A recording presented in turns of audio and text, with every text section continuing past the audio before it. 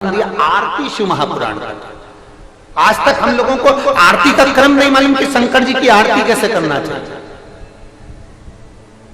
शंकर भगवान की आरती में कितनी बाती लगाना चाहिए, शंकर भगवान की आरती में कपूर कब लगाया जाता है, शंकर भगवान की आरती में चावल का दाना कहाँ रखा जाता है, शंकर भगवान की आरती में बेलपत्र थाली में किस स्थान पर होना चाहिए, शंकर भगवान की आरती में दुर्वा होना चाहिए कि नहीं होना चाहिए, शंकर भगवान की आरती करते हैं तो उसमें शंकर का जल उतारा जाता है कि नहीं उतारा जाता, शंकर भगवान की आरती करते समय गरुड़ घंटी को जब बजाया जाता है तो कितनी बार बजाया जाता है, कितने स्थान पर बजाया जाता है।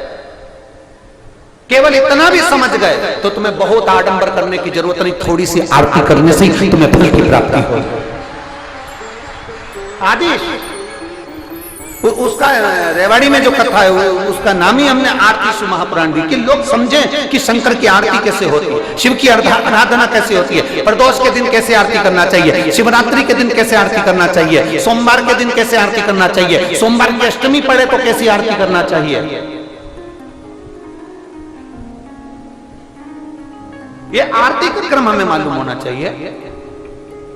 पशुपतिनाथ आप व्रत कर रहे हैं, आरती कैसे करना चाहिए उसका भी नियम आपको ज्ञात होना चाहिए।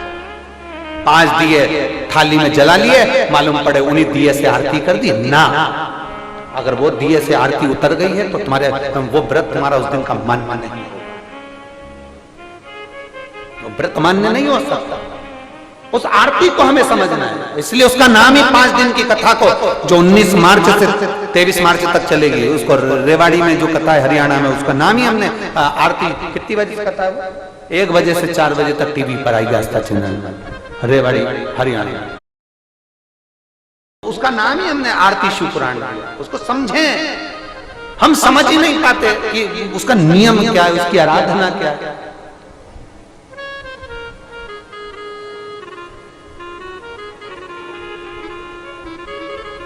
क्यों?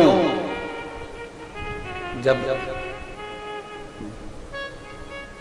व्यक्ति भटक गया, कार्य में कोई सिद्धता मिली नहीं रही, सारे इंटरव्यू देखकर हार गया, तकलीफ में पड़ गया, बहुत चिंता में पड़ गया, डिप्रेशन में आ गया, तो क्यों 4 व्यक्ति का दिया शंकर के सम्मुख में रख दिया गया प्रदोष के? उसको समझें तो सही।